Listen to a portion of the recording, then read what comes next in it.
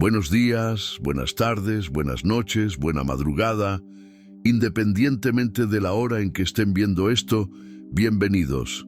Y aprovechen para suscribirse al canal para darme una mano. Y comenten ahí, ¿desde qué ciudad están viendo esta historia? Me llamo Antonio Silva, pero todos me conocen como Toño el Trailero.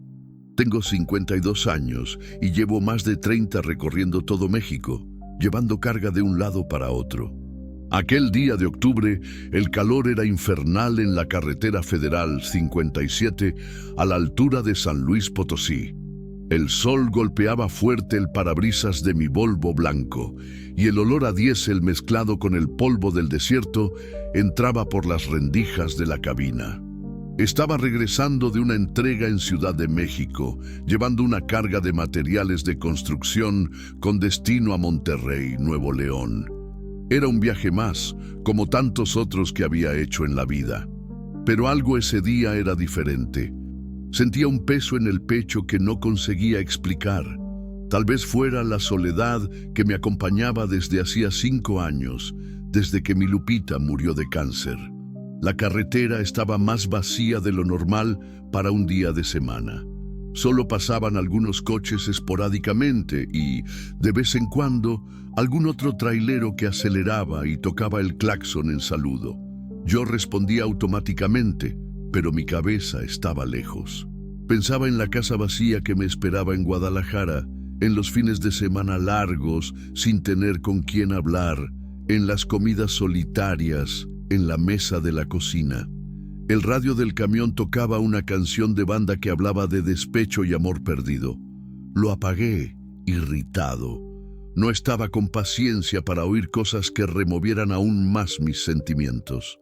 Prefería el ruido del motor, el silbido del viento en las rendijas y el crujido de la carrocería bamboleándose en el asfalto lleno de baches.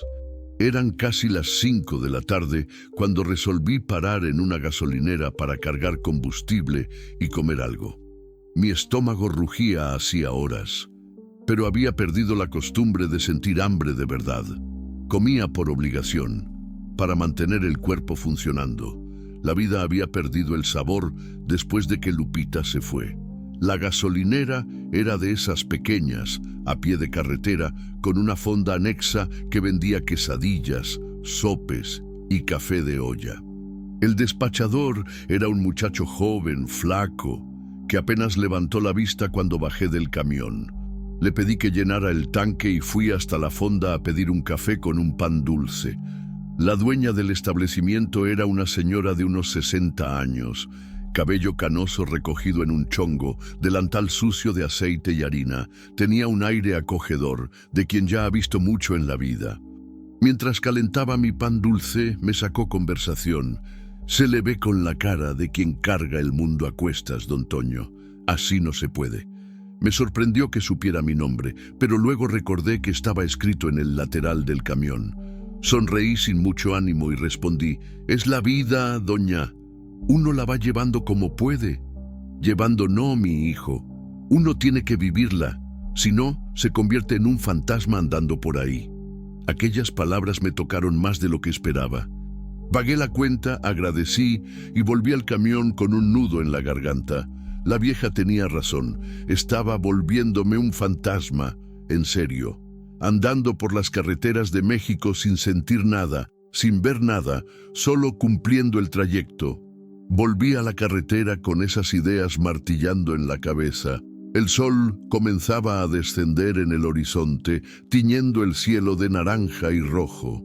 Era bonito, pero ya ni siquiera prestaba atención a esas cosas. Mi vida se había convertido en una rutina automática: recoger carga, entregar, volver, repetir. La carretera federal 57 en ese tramo pasa por varios pueblitos del interior de San Luis Potosí, lugares con nombres bonitos como Matehuala, Doctor Arroyo, Vanegas. Ya había pasado por todos ellos cientos de veces, pero siempre corriendo, siempre con prisa por llegar al destino. Nunca paraba para conocer, para conversar con la gente, para sentir el ritmo de la vida de aquellos lugares pequeños. El indicador del combustible aún marcaba más de la mitad, pero sabía que tendría que parar de nuevo antes de que anocheciera. No me gustaba conducir de noche por esa región. La carretera tenía muchos baches y curvas peligrosas, además de los asaltos que andaban ocurriendo con más frecuencia. Faltaban unos 100 kilómetros para llegar a Saltillo cuando comencé a ver nubes oscuras formándose en el horizonte. Olía a lluvia en el aire. El viento se hizo más fuerte y los mezquites del desierto comenzaron a balancearse nerviosos.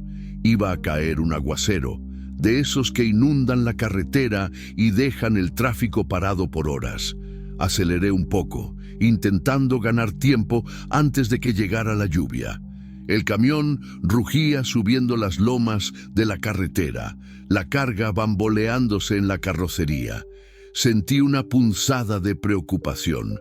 Si la lluvia era muy fuerte, tendría que parar y esperar a que pasara. Y yo odiaba quedarme parado, solo con mis pensamientos.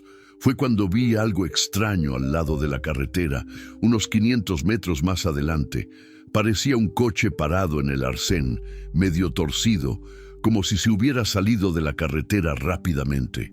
Disminuí la velocidad y encendí la luz de emergencia.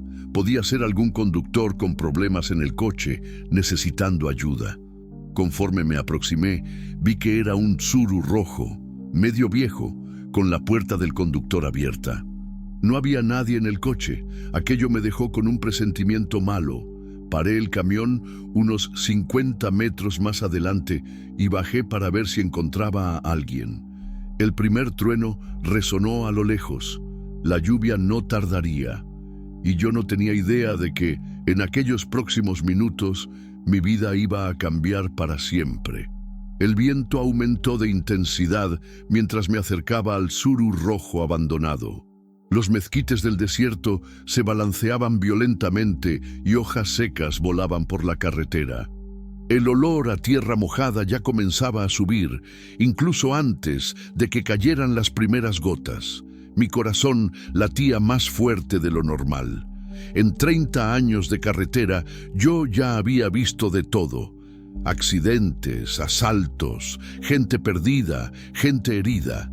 Pero algo en aquella escena me dejaba con los nervios a flor de piel. Llegué cerca del coche y miré por dentro. Estaba vacío, pero había señales de lucha.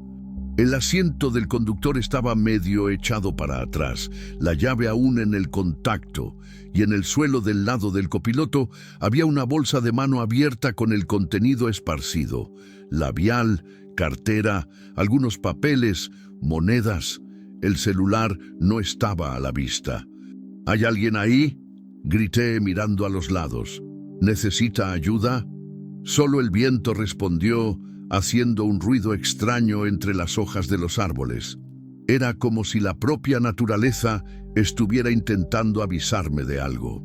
Sentí un escalofrío subir por la espalda, y no era por el viento frío que comenzaba a soplar. Resolví buscar alrededor. Del lado derecho de la carretera había una cerca de alambre de púas que delimitaba un rancho. Del lado izquierdo, donde el coche estaba parado, la vegetación era más densa, con algunos árboles más grandes y un pequeño declive que llevaba a un arroyo. Fue en esa dirección que comencé a caminar. Las primeras gotas de lluvia comenzaron a caer cuando oí un ruido extraño viniendo del arroyo. Era como un croar, pero diferente del que yo estaba acostumbrado a oír. Más grave, más amenazador. Aceleré el paso, empujando las ramas que estorbaban el camino. Lo que vi cuando llegué a la orilla del arroyo me hizo parar de respirar por algunos segundos. Había una mujer tirada en la orilla enlodada, inconsciente. Era joven, debía tener unos 25 años, cabello castaño largo esparcido en el lodo, vistiendo una blusa blanca que ahora estaba sucia de tierra y barro. Pero lo que más me chocó no fue su estado, fue lo que estaba alrededor. Sapos, decenas de ellos. Pero no eran sapos comunes, eran grandes, del tamaño de un puño cerrado, con la piel lisa y brillante, de un verde oscuro, casi negro. Y los ojos, Dios mío, los ojos eran rojos como brasas. Nunca había visto nada igual en mi vida. Ellos estaban por todas partes, algunos sobre ella, otros haciendo una especie de círculo alrededor del cuerpo de ella. Uno de ellos, el mayor de todos, estaba bien encima del pecho de ella, y yo podía ver que salía de la boca de él una espuma blanquecina que escurría por la blusa de ella. Mi primer instinto fue correr, salir de allí lo más rápido posible.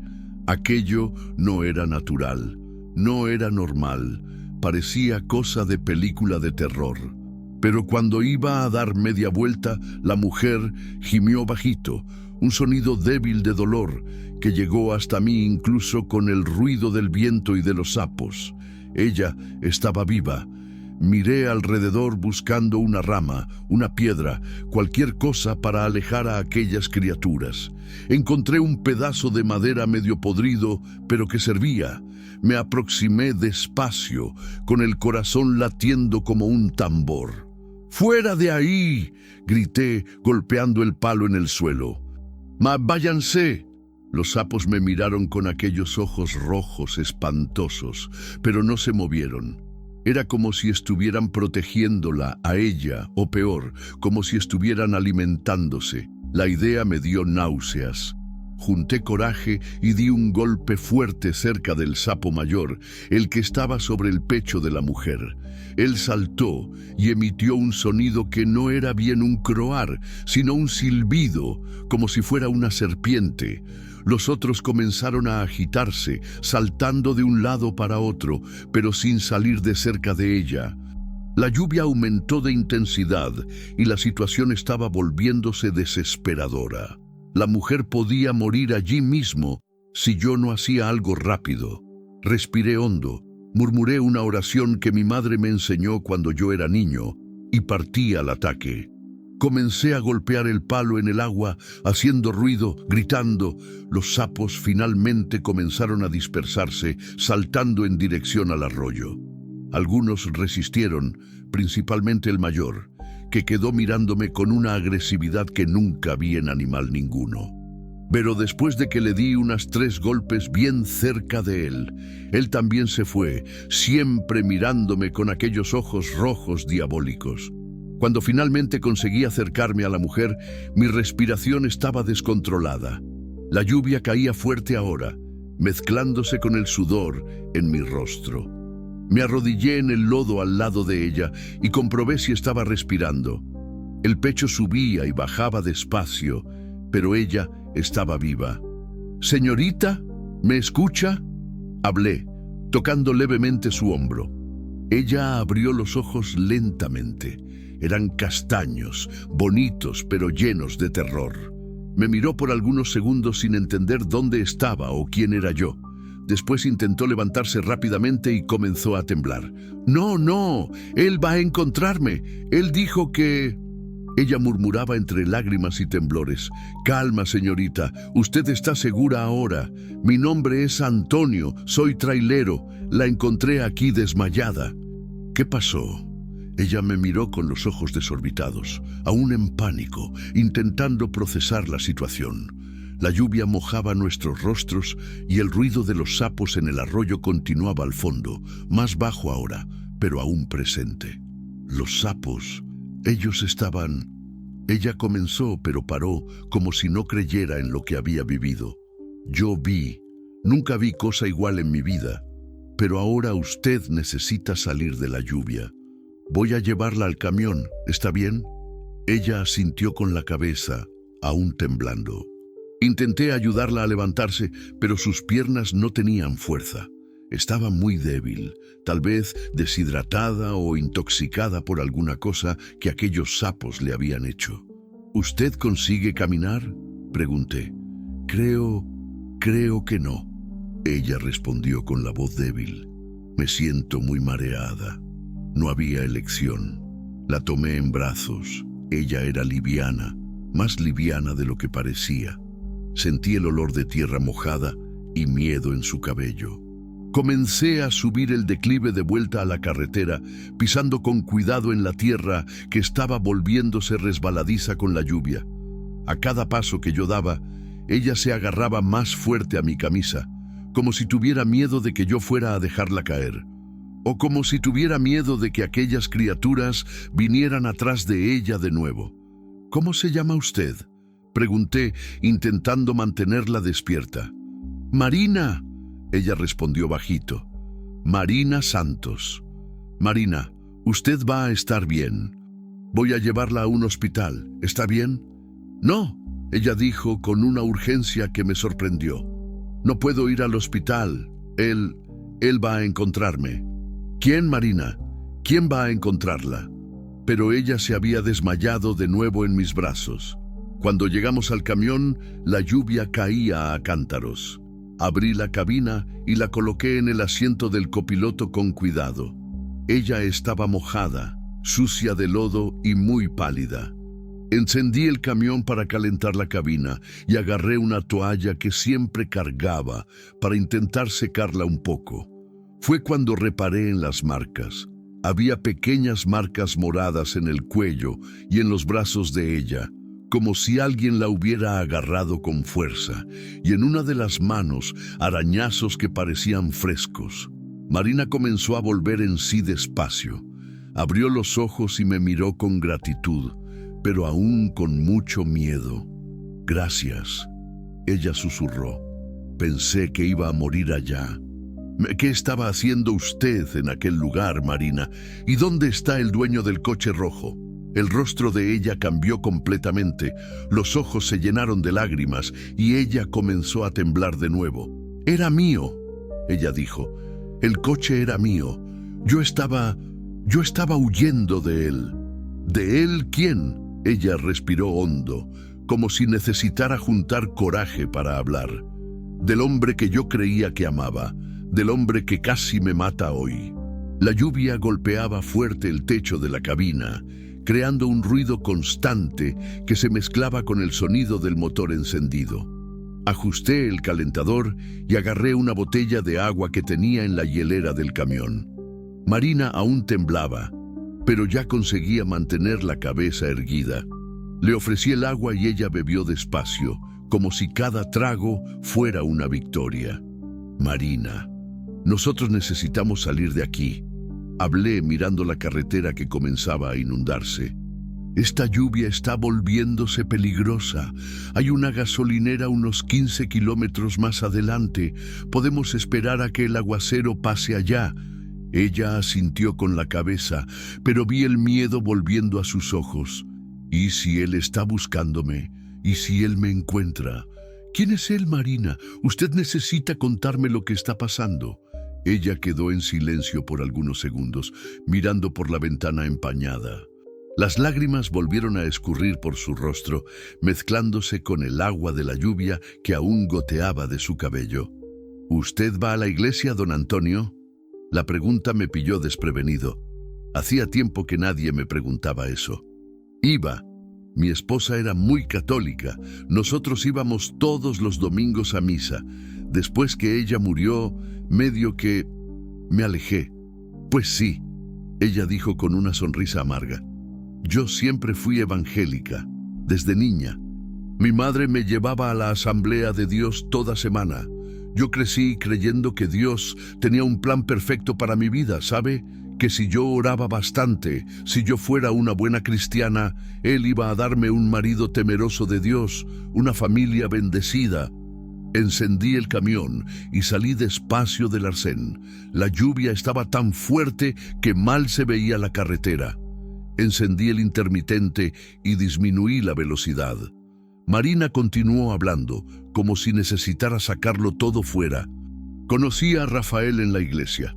Él había llegado hacía poco tiempo a la congregación. Era guapo, educado, sabía todos los versículos de memoria. Levantaba las manos en las alabanzas, hablaba en lenguas. Siempre estaba dispuesto a ayudar en los trabajos de la iglesia. Ella paró para beber otro sorbo de agua. Las manos aún temblaban. Empezó a sacarme plática después de los cultos. Elogiaba mi ropa. Decía que admiraba mi dedicación, que yo tenía una luz especial. Yo quedé encantada, ¿sabe? Nunca había tenido novio. A los 24 años yo aún era virgen. Y él parecía ser exactamente lo que yo le había pedido tanto a Dios. La carretera estaba poniéndose cada vez más peligrosa. Había charcos enormes formándose y yo sentía el camión patinando de vez en cuando. Pero Marina necesitaba hablar y yo necesitaba oír. Empezamos a platicar por WhatsApp. Él mandaba versículos bíblicos todos los días por la mañana. Hablaba sobre los planes de Dios para nosotros dos. Orábamos juntos por teléfono. Por 3 meses fue así. Yo creía que había encontrado al hombre que Dios había separado para mí. ¿Y cuándo empezaron a ser novios? En el 4.º mes. Él me llamó para una conversación seria después del culto del miércoles. Dijo que había orado mucho y que Dios había confirmado en su corazón que nosotros dos éramos el uno para el otro. Me pidió que fuera su novia en frente del pastor y de toda la dirigencia de la iglesia. Marina comenzó a llorar más fuerte. Paré el camión en el arcén. La lluvia había empeorado tanto que no se podía seguir conduciendo. Apagué el motor y me giré hacia ella. No necesitas continuar si es demasiado doloroso. No, necesito hacerlo, necesito hablar. Nunca he conseguido contarle la historia entera a nadie. Ella secó las lágrimas con el dorso de la mano y respiró hondo. Al principio todo parecía perfecto. Él era gentil, respetuoso, no intentaba nada más allá de besos y abrazos. Decía que quería preservarme para el matrimonio. Hablaba de compromiso, de casa propia, de hijos. Yo estaba en las nubes. ¿Y cuándo las cosas empezaron a cambiar? En el 2.º mes de noviazgo. Primero fue el olor. Un día él llegó a mi casa oliendo a alcohol. Cuando le pregunté, él dijo que había tomado un remedio para el dolor de cabeza que tenía alcohol en su composición. Yo le creí. La lluvia disminuyó un poco y yo conseguía oír mejor su voz. Era una voz bonita, melodiosa, pero cargada de dolor. Después empezaron las desapariciones. Él desaparecía los fines de semana. No atendía el teléfono, no respondía a los mensajes. El lunes aparecía con 1000 excusas. Había ido a visitar a su madre, había estado enfermo, el celular se había descargado. ¿Y tú le creías?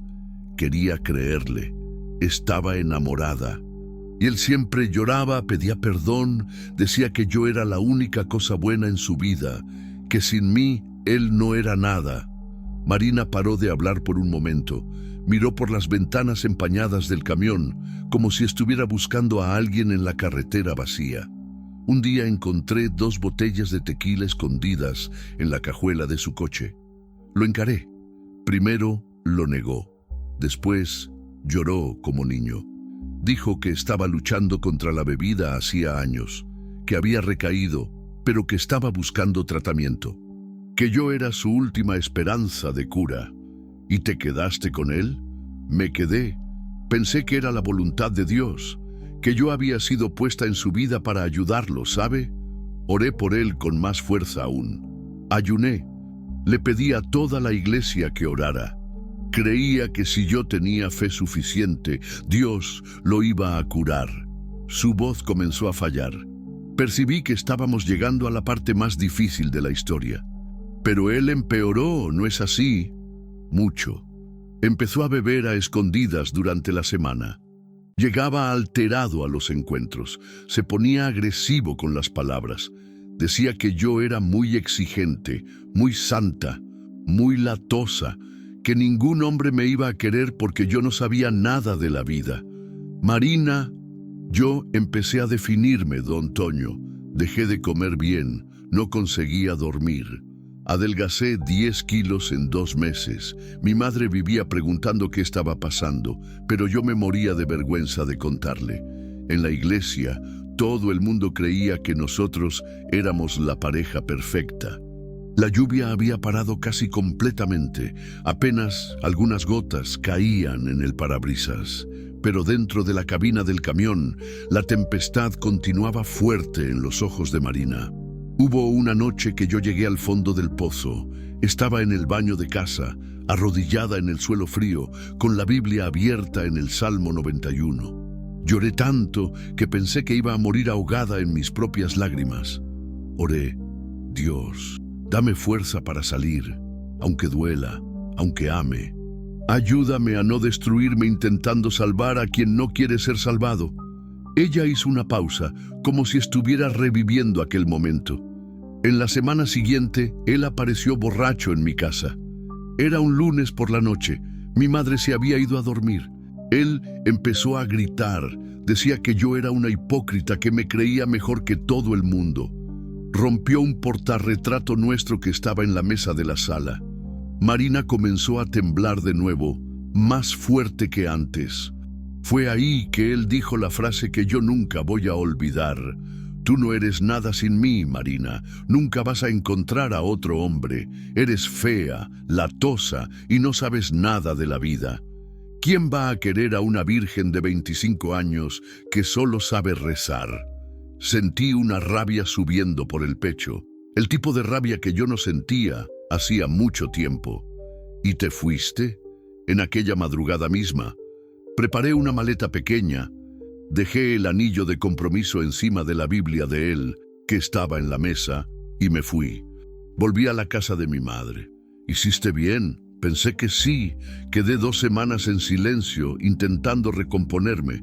Después volví a trabajar. Yo era repostera, trabajaba con mi hermana, y empecé a frecuentar otra iglesia. Creía que había conseguido recomenzar. Pero él volvió. Hoy por la mañana, yo había salido para hacer una entrega sola, un pastel de cumpleaños en un rancho aquí cerca. Cuando estaba volviendo, él apareció atrás de mí en la carretera. Empezó a hacer señal de luz, a tocar el claxon. Pensé que era alguien queriendo adelantarme. Marina respiró hondo, preparándose para contar la parte más difícil. Cuando paré para ver qué era, él bajó de su coche y vino corriendo en mi dirección. Estaba trastornado, borracho, gritando que yo tenía que volver con él, que yo era de él, que si no era de él, no sería de nadie más. Dios mío, Marina. Conseguí correr y entrar en mi coche, pero él lanzó una piedra contra la ventana. Los vidrios rotos cortaron mi brazo. Aceleré, pero él venía atrás. La persecución duró casi 20 minutos. ¿Y cómo fuiste a parar a aquel arroyo? Intenté entrar en un camino de tierra para despistarlo, pero perdí el control del coche en una curva. Choqué contra un árbol. No fue fuerte, pero el coche dejó de funcionar. Salí corriendo hacia el monte. Él bajó del coche gritando que iba a matarme, que iba a enterrarme allí mismo y que nadie nunca iba a encontrarme. Marina paró de hablar y me miró con los ojos llenos de gratitud y terror. Corrí hasta que no pude más. Cuando llegué a la orilla del arroyo, me desmayé. La última cosa que recuerdo fue sentir algo pegajoso en mi piel y un olor horrible. Cuando desperté, usted estaba allí. ¿Y los sapos? Yo no sé, don Toño. Nunca vi nada igual. Era como si ellos me hubieran protegido de él. Cuando me desmayé, oí él gritando mi nombre bien cerca. Pero cuando desperté con usted, él ya no estaba allí. ¿Y los sapos? ¿Qué? Ellos no parecían normales, parecían diferentes, como si hubieran venido de otro lugar. Quedamos en silencio por algunos minutos. La lluvia había parado completamente y ya empezaba a oscurecer. Yo necesitaba tomar una decisión sobre qué hacer con Marina. No podía dejar que ella volviera a casa sola, no con aquel loco atrás de ella. Marina, ¿tienes a dónde ir? ¿Algún lugar seguro? Tengo una tía en Mazatlán, hermana de mi madre, pero no tengo dinero para el pasaje y mi coche quedó allá en la carretera. ¿Y tu familia? Mi madre no sabe nada. No quiero preocuparla. Y mi hermana, ella siempre creyó que yo exageraba con las cosas de la iglesia. No va a entender. Miré a Marina. Ella estaba más calmada ahora, pero aún frágil. La blusa blanca estaba seca, pero manchada de lodo. El cabello castaño comenzaba a quedar menos mojado. Ella era bonita. No entendía cómo alguien podía tratar a una mujer de esa forma. Mira, hablé, tomando una decisión que me sorprendió. Yo estoy yendo a Monterrey a hacer una entrega. Mazatlán queda de camino. Si quieres, puedo llevarte hasta allá. Los ojos de ella se llenaron de lágrimas de nuevo, pero esta vez de alivio. ¿En serio? ¿Usted haría eso por mí? Lo haría, pero primero necesitamos volver allá y sacar tus cosas del coche y avisar a la policía. ¡No!, ella dijo agarrando mi brazo.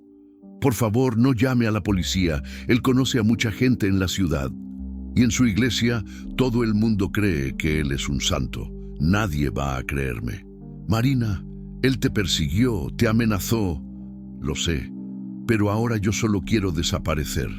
Empezar de nuevo en otro lugar. Por favor.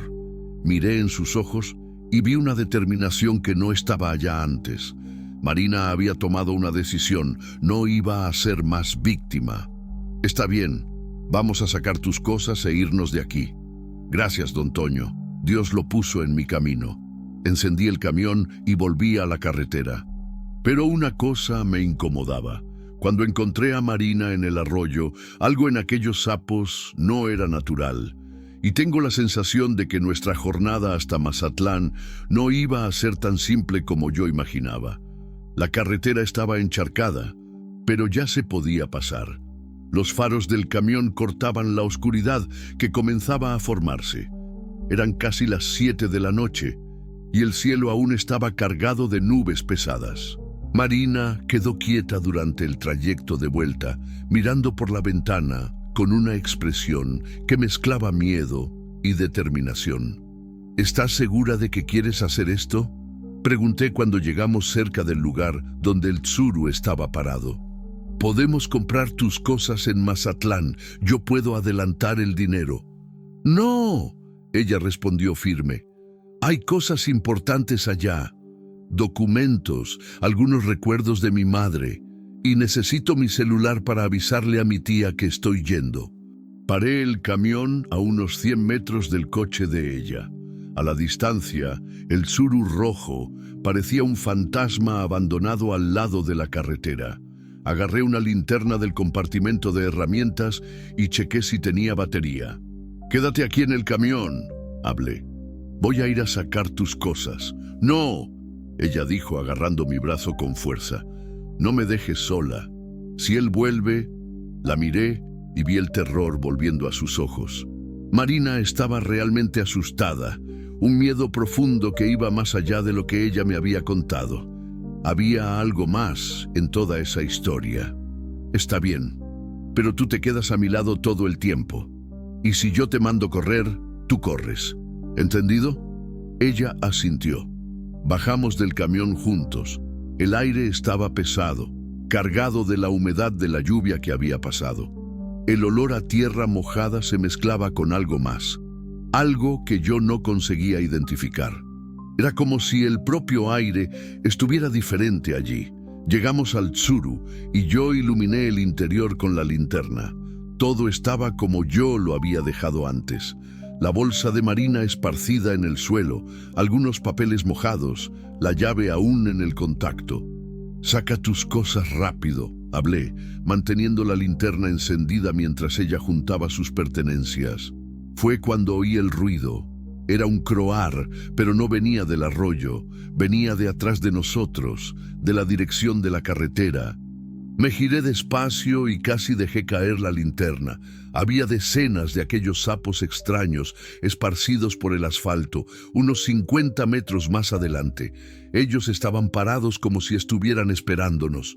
«Marina», llamé bajito, «necesitamos irnos de aquí, ahora». «¿Qué pasó?», ella preguntó aún revolviendo en la bolsa. «Mira hacia la carretera». Ella levantó los ojos y soltó un grito ahogado. Los sapos estaban moviéndose en nuestra dirección, despacio, pero de forma coordinada. Era como si fueran un ejército marchando, y aquellos ojos rojos brillaban en la oscuridad como pequeñas brasas. «Esto no es natural», murmuré. «Un sapo no actúa así. Don Toño, necesitamos irnos de aquí». Marina dijo, con la voz temblando. Pero cuando nos giramos para volver hacia el camión, vimos que estaba rodeado también. Había sapos por todos lados, creando una especie de barrera entre nosotros y nuestra fuga.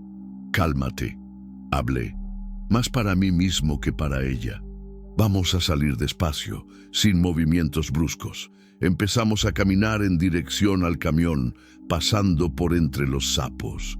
Ellos nos acompañaban con aquellos ojos rojos, pero no atacaban.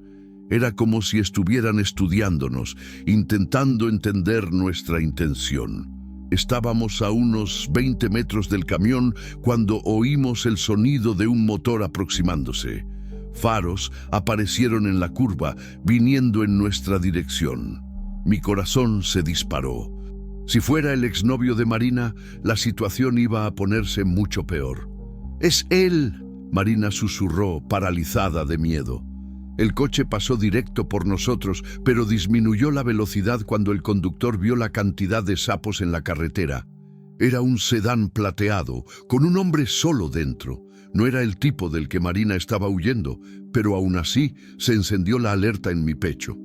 El hombre paró el coche y bajó. Era delgado, de unos 40 años, usando una camisa de vestir y pantalón de mezclilla. Tenía un aire extraño, medio nervioso. «¿Están bien?», gritó. «¿Qué diablos es todo esto?». «Estamos bien», respondí, «solo intentando salir de aquí». «Nunca he visto tanta rana junta así», él dijo aproximándose. «Debe ser por causa de la lluvia». Fue cuando reparé en que él estaba mirando a Marina de una forma extraña. No era una mirada de preocupación, era otra cosa. Reconocimiento, tal vez. «Marina», él dijo, parando a unos 5 metros de nosotros. «Marina Santos». Ella quedó blanca como el papel. «¿Cómo conoces mi nombre?». «Yo soy Valmir, hermano de Rafael. Él está buscándote hace horas. Dijo que ustedes habían discutido y que tú saliste sin avisar nada. Sentí la sangre helarse en las venas. Aquello era una trampa». «Marina, vámonos», hablé bajo. «Ahora». Pero Valmir ya estaba sacando el celular. «Rafael, la encontré. Está aquí en la carretera con un trailero». «Sí, ella está bien». «No», Marina gritó, «no le llames. Cálmate, muchacha, él solo quiere conversar. Ustedes pueden resolver esto como gente civilizada». Aquello me dio una rabia que no sentía hacía mucho tiempo. Agarré a Marina por la mano y empecé a jalarla en dirección al camión. «Nos vamos», hablé alto para Valmir, «y usted no va a impedirlo». «Espérate, amigo», él dijo guardando el celular. «No necesitas meterte en esto. Es problema de familia. Ella no quiere ver a su hermano. Respete su decisión». «Escucha aquí», Valmir dijo cambiando el tono de voz. «Tú no conoces la situación. Esta de aquí está medio desequilibrada. Hace un escándalo por cualquier cosa. Rafael es un tipo de bien, trabajador, evangélico». «¿Evangélico que bebe y golpea a una mujer?», disparó. «¿Ella te dijo eso?». Él rió, típico de ella, siempre dramatizando. Fue cuando algo extraordinario sucedió. Los sapos, que hasta entonces estaban solo observándonos, comenzaron a agitarse. El croar quedó más alto, más agresivo, y ellos empezaron a moverse en dirección a Valmir. «¿Qué chingados es esto?», dijo, dando pasos para atrás. En cuestión de segundos, había decenas de sapos alrededor de sus pies. Y diferente de lo que había sucedido conmigo en el arroyo, ellos no estaban solo observando. Estaban atacando. Valmir comenzó a gritar cuando los sapos comenzaron a subir por sus piernas. Intentó patearlos, pero para cada uno que él quitaba, aparecían 2. Y yo podía ver que ellos estaban liberando aquella espuma blanca, la misma que vi en el pecho de Marina. «¡Ayúdame!», gritó. «¡Quita estos bichos de mí!». Por un momento, pensé en ayudarlo, pero Marina sujetó mi brazo. «Déjalo», dijo, con una calma que me asustó. «Ellos saben lo que están haciendo. Marina, el hombre puede morir. Él no va a morir, pero tal vez aprenda a no meterse donde no lo llaman». Valmir consiguió llegar hasta su coche, aún cubierto de sapos. Entró rápidamente y encendió el motor. A través del parabrisas vi que él estaba en pánico, intentando quitar los sapos que habían entrado en el coche con él. Salió disparado, haciendo una curva peligrosa y desapareciendo en la oscuridad de la carretera. Así que él se fue. Los sapos volvieron al comportamiento anterior, calmos, observadores, pero no agresivos con nosotros. ¿Cómo ellos sabían? Pregunté a Marina. ¿Sabían qué? Que él era peligroso, que estaba allí para perjudicarte. Marina me miró con una expresión extraña, como si ella misma no entendiera completamente lo que estaba sucediendo. No sé, don Toño, pero desde que desperté en aquel arroyo, siento que alguna cosa cambió, como si ellos me hubieran marcado de alguna forma. Llegamos al camión y entramos rápidamente. Encendí el motor y comencé a salir de allí lo más rápido posible. Pero antes de acelerar, miré por el retrovisor. Los sapos aún estaban allí, pero ahora ellos parecían estar despidiéndose. Era una imagen que yo nunca voy a olvidar. Marina, ¿tú estás segura de que no recuerdas nada del tiempo que quedaste desmayada en el arroyo? Tengo algunas imágenes confusas, como si fueran sueños. Recuerdo de voces, susurros, como si alguien estuviera explicándome alguna cosa, pero no consigo entender qué era. ¿Qué tipo de explicación? Sobre protección, sobre encontrar fuerza donde uno menos espera, sobre cómo la naturaleza a veces interviene cuando la justicia de los hombres falla. Sentí un escalofrío en la espalda. Aquello todo estaba muy más allá de mi comprensión, pero una cosa yo sabía. Marina no era más la misma mujer que yo había encontrado desmayada algunas horas atrás. Alguna cosa había cambiado en ella, y por los próximos kilómetros hasta Mazatlán yo iba a descubrir que... Don Toño, ella dijo cuando ya estábamos en la carretera, Rafael va a venir atrás de nosotros. Su hermano con certeza pasó nuestro paradero. Déjalo venir, hablé, sorprendiéndome a mí mismo con la firmeza de mi voz. Nosotros vamos a estar lejos de aquí cuando él llegue. ¿Y si él nos alcanza en la carretera? Miré a ella por el retrovisor interno. Había algo diferente en la mirada de Marina, una fuerza que no estaba allí antes, como si ella hubiera adquirido una confianza nueva, una protección que iba más allá de lo que yo podía entender. No va a alcanzarnos, respondí. Tengo certeza de eso. Y de alguna forma misteriosa, yo realmente creía en eso. Pero lo que yo no sabía era que nuestra jornada hasta Mazatlán sería mucho más peligrosa que cualquier persecución que Rafael pudiera hacer. Porque las criaturas que habían protegido a Marina en el arroyo tenían planes para nosotros. Y esos planes iban a cambiar nuestras vidas para siempre. Ya eran casi las 8 de la noche cuando tomé la carretera federal 15 en dirección al norte. El tráfico estaba ligero, solo algunos coches y camiones esparcidos cortando la oscuridad de la carretera. Marina quedó quieta por los primeros kilómetros, mirando por la ventana como si estuviera procesando todo lo que había sucedido. La cabina estaba calentada y el ronquido constante del motor creaba una atmósfera casi hipnótica. Encendí el radio bajito en una estación que tocaba música de banda. Era reconfortante tener compañía después de tantos meses viajando solo. Mismo con toda la extrañeza de la situación, sentía que estaba haciendo lo correcto. Don Toño, Marina dijo después de un largo silencio, ¿por qué usted paró para ayudarme? La mayoría de las personas habría seguido de largo. La pregunta me tomó desprevenido. Quedé pensando por algunos segundos antes de responder. No sé, creo que fue instinto. Mi esposa siempre decía que Dios pone a las personas correctas en nuestro camino en la hora correcta. Tal vez ella tenía razón. Bauses habló que se alejó de la iglesia después que su esposa murió. Quedé con rabia de Dios, ¿sabe? Lupita era una mujer buena, justa, nunca hizo mal a nadie, Cuando ella quedó enferma, oré tanto, pedí tanto para él curarla, pero no sirvió de nada. ¿Y ahora? ¿Aún tiene rabia? Pensé en la pregunta mientras adelantaba un camión cargado de ganado. El olor de los animales entró por las rendijas de la ventana. Creo que no es más rabia, es más una decepción.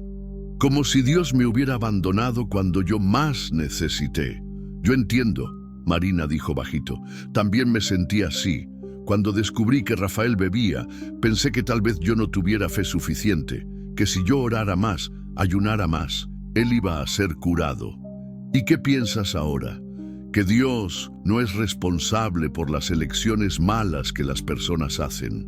Rafael escogió beber, escogió mentir, escogió lastimarme. Dios me dio libre albedrío para salir de esa situación. Y me dio a usted para ayudarme. Sus palabras me tocaron más de lo que yo esperaba. Hacía tiempo que nadie hablaba de Dios de una forma que hacía sentido para mí. Marina, ¿puedo preguntarte una cosa? Claro. Cuando tú estabas desmayada en el arroyo, tú tienes certeza de que no recuerdas de nada. Ella quedó quieta por un tiempo, como si estuviera intentando acceder a memorias enterradas. Recuerdo de voces. No eran voces humanas, pero tampoco eran de animales. Era como si fueran susurros de la propia tierra. Me decían que yo estaba segura, que ellos iban a protegerme hasta que llegara alguien de confianza. ¿Ellos? Los sapos, yo creo, pero también algo mayor, como si toda la naturaleza alrededor tuviera conciencia propia. Sentí un escalofrío subiendo por la espalda. Aquello estaba muy más allá de mi comprensión, pero no conseguía negar lo que había visto con mis propios ojos. ¿Y tú no crees eso extraño? Creo. Pero también creo extraño cómo ellos sabían que Valmir era peligroso. Cómo ellos te protegieron también, mismo sin conocerte. Es como si ellos consiguieran leer las intenciones de las personas. Rodamos unos 20 kilómetros más en silencio. Yo estaba absorto en pensamientos cuando vi algo en el retrovisor que me hizo tragar seco. Faros aproximándose rápidamente por atrás, mucho más rápido que lo normal para aquella carretera. Marina, hablé, intentando mantener la calma. Hay un coche viniendo atrás de nosotros, muy rápido. Ella se giró y miró por el vidrio trasero. Mismo en la oscuridad se podía ver que era un coche pequeño, probablemente un Jetta. «Es él», ella dijo con la voz temblando. «Es el coche de Rafael». Mi corazón se disparó. Miré el velocímetro. Estaba haciendo 80. El coche atrás debía estar a más de 100, ganando distancia rápidamente. Él debe haber salido atrás de nosotros luego después que su hermano llamó. Hablé acelerando el camión. ¿Cuánto tiempo hace que ustedes terminaron? 3 semanas, pero él no acepta. Ya apareció en mi casa 2 veces. Mi madre tuvo que amenazar con llamar a la policía. El coche estaba quedando cada vez más próximo. Podía ver los faros altos en el retrovisor, ofuscando mi visión. Aceleré más, pero un camión cargado no compite con un coche pequeño en una carretera recta. Don Toño, él es capaz de cualquier cosa cuando está borracho, y por la forma en que el hermano habló en el teléfono, él estaba alterado. Nosotros vamos a salir de esta. Hablé, más para convencerme a mí mismo que para tranquilizarla. Fue cuando Rafael comenzó a parpadear los faros y tocar el claxon. Después vino pegado en la trasera del camión, intentando forzarme a parar. Podía sentir a Marina temblando en el asiento del pasajero. «Él quiere que yo pare», hablé. «No voy a parar». «No pares, por el amor de Dios. Si él me agarra». Ella no terminó la frase, pero yo entendí. La desesperación en su voz me decía todo. Rafael comenzó a intentar adelantar por la izquierda. La carretera tenía 2 carriles en cada sentido en aquel trecho, pero había algunos coches viniendo en la dirección contraria. Él aceleró, quedó al lado de mi cabina por algunos segundos y vi cuando bajó el vidrio. «¡Para esta chingadera ahí!», gritó. «¡Marina, vuelve aquí! Podía ver su rostro iluminado por el panel del coche. Estaba trastornado, con los ojos inyectados. Definitivamente estaba borracho. «No lo mires», hablé para Marina. «Quédate agachada». Pero ella estaba paralizada de miedo, mirándolo como quien ve una pesadilla ganando vida. Rafael volvió para atrás del camión cuando vio un coche viniendo en el carril contrario. Después intentó adelantar por la derecha usando el arcén. La situación estaba quedando peligrosa para todos los involucrados. Fue cuando sucedió algo que yo nunca voy a olvidar. De repente comenzaron a aparecer sapos en la pista. Primero eran algunos, esparcidos aquí y allí. Después, decenas. En pocos minutos había centenas de ellos cubriendo el asfalto. Era como si hubieran salido de la nada, materializándose en la oscuridad. «Dios mío», Marina murmuró. «Ellos vinieron». Disminuí la velocidad instintivamente. Los sapos no estaban solo parados en la pista. Ellos se movían de forma coordinada, creando obstáculos estratégicos. Y lo más impresionante, ellos se alejaban de enfrente de mi camión, abriendo camino para mí pasar, pero se concentraban donde el coche de Rafael intentaba avanzar.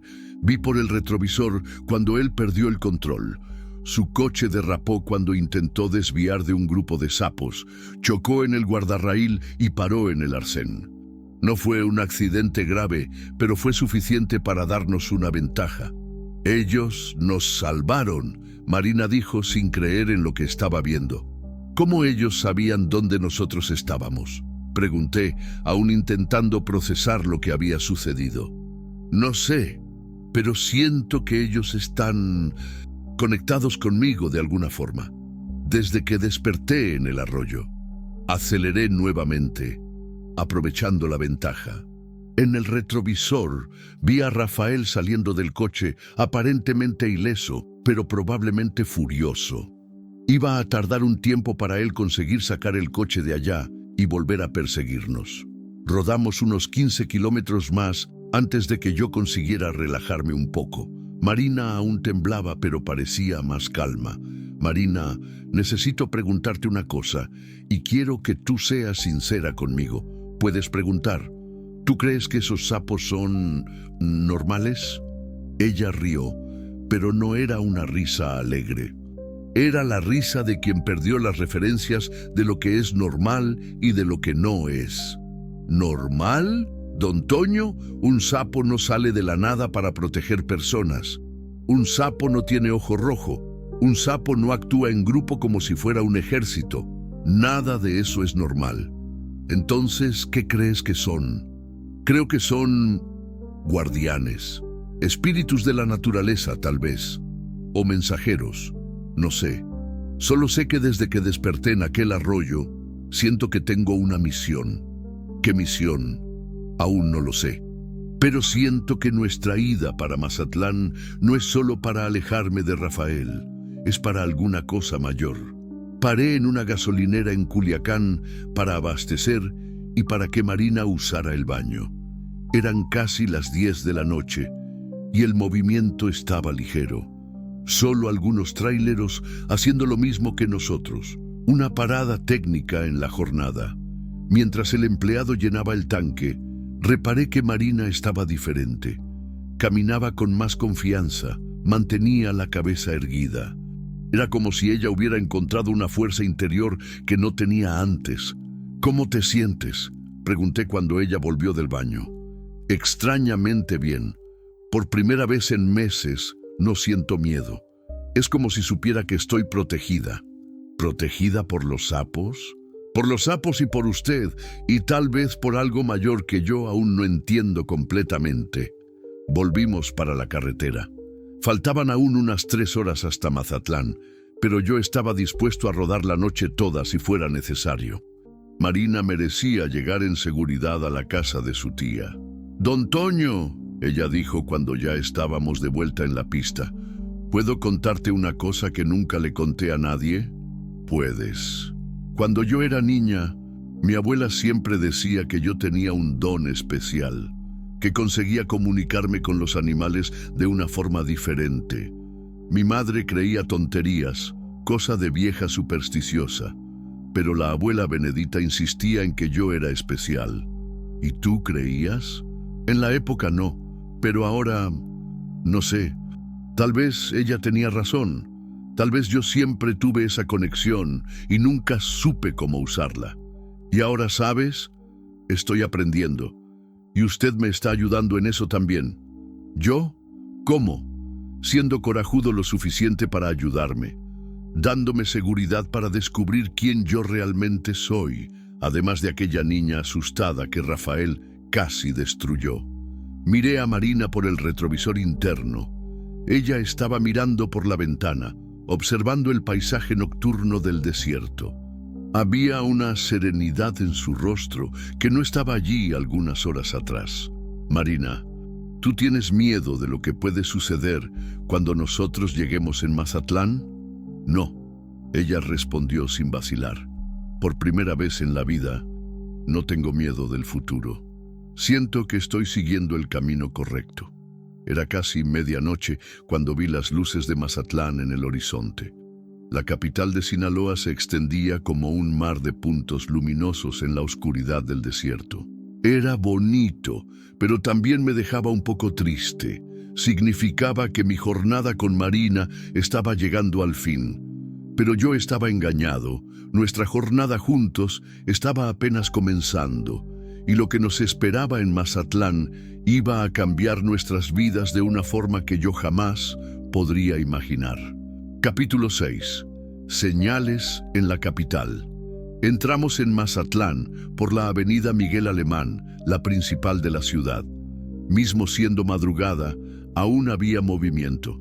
Algunos bares y restaurantes funcionaban y jóvenes caminaban por las aceras aprovechando el clima ameno de la noche sinaloense. Marina quedó impresionada con el tamaño de la ciudad. Es mayor de lo que yo pensaba, ella dijo, mirando por la ventana. Mazatlán creció mucho en los últimos años. Tiene casi 500,000 de habitantes ahora. Mi tía vive en la colonia Juárez, cerca del malecón. ¿Usted conoce? Conozco, sí. Es una región buena, tranquila. Mientras conducía por las calles bien iluminadas, sentía una extraña nostalgia. Hacía tiempo que no rodaba en una ciudad grande de noche con alguien del lado. Me recordaba de las veces que llevaba a Lupita para pasear en Guadalajara en los primeros años de casados. Don Toño, Marina dijo interrumpiendo mis pensamientos. Hay algo extraño. ¿Qué? Mira para los postes y para las alcantarillas de la calle. Miré alrededor y sentí un escalofrío. Había sapos por todas partes. No solo algunos, sino centenares de ellos. En los postes, en las aceras, cerca de las alcantarillas, debajo de los coches estacionados. Y todos tenían aquellos ojos rojos característicos que ya conocíamos tan bien. Esto no es normal, murmuré. Una ciudad no tiene esa cantidad de sapos así. Ellos vinieron por mi causa, Marina dijo con una certeza que me asustó. Me están siguiendo. ¿Cómo sabes eso? Lo siento. Es como si hubiera una conexión. Ellos me están protegiendo, pero también me guiando para alguna cosa. Paré en un semáforo en rojo y observé mejor. Los sapos no estaban solo esparcidos aleatoriamente. Ellos formaban una especie de rastro, apuntando en una dirección específica. Y esa dirección no era para donde la tía de Marina vivía. Marina, ellos están apuntando para el lado contrario de la casa de tu tía. Lo sé. Ellos quieren que yo vaya a otro lugar primero. ¿Qué lugar? No sé aún, pero necesito descubrirlo. El semáforo abrió y yo continué conduciendo, pero ahora siguiendo el rastro de sapos. Era surreal, pero de alguna forma hacía sentido. Durante toda la jornada, aquellas criaturas nos habían protegido y guiado. No había motivo para desconfiar de ellas ahora. El rastro nos llevó en dirección al centro de la ciudad, próximo al Palacio de Gobierno. Pero antes de llegar allá, Los sapos se concentraron enfrente de un edificio antiguo, de 2 pisos, que parecía abandonado. Había una placa descolorida enfrente, Centro de Protección a la Mujer Santa Mónica. Era un refugio, Marina dijo leyendo la placa. Debe haber cerrado. Paramos enfrente del edificio. La concentración de sapos era impresionante. Había millares de ellos cubriendo la acera, las escaleras, la fachada. Era como si el edificio entero estuviera vivo, respirando con el movimiento constante de las criaturas. ¿Por qué ellos me trajeron aquí? Marina se preguntó en voz alta. Vamos a descubrirlo, hablé, apagando el motor. Bajamos del camión y nos aproximamos al edificio. Los sapos abrieron camino para nosotros, creando un corredor hasta la puerta principal. Era como si estuviéramos siendo escoltados por un ejército silencioso y misterioso.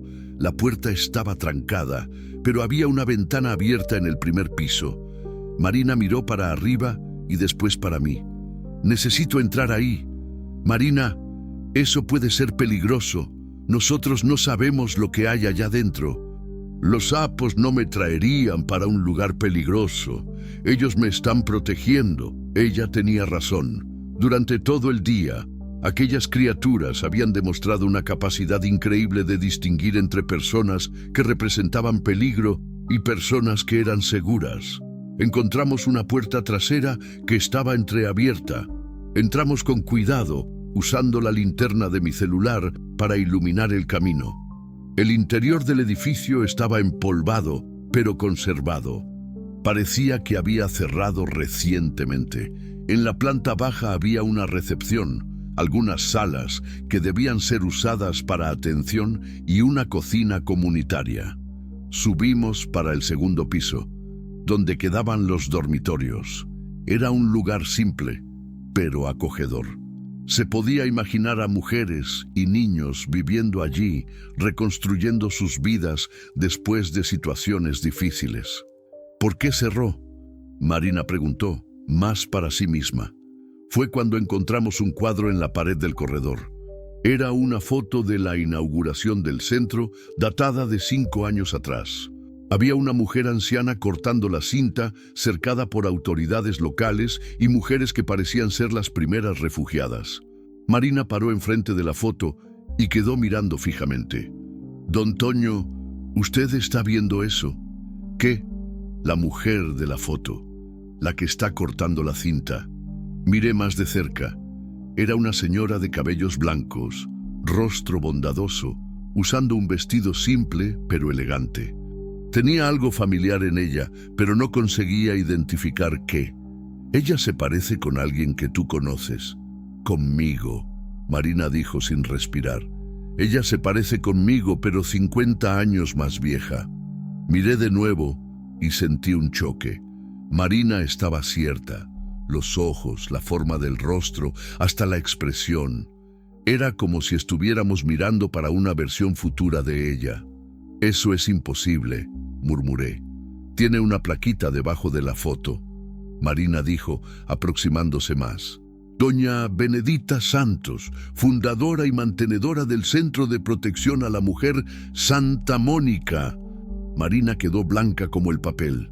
Santos, el mismo apellido que el mío. Puede ser coincidencia.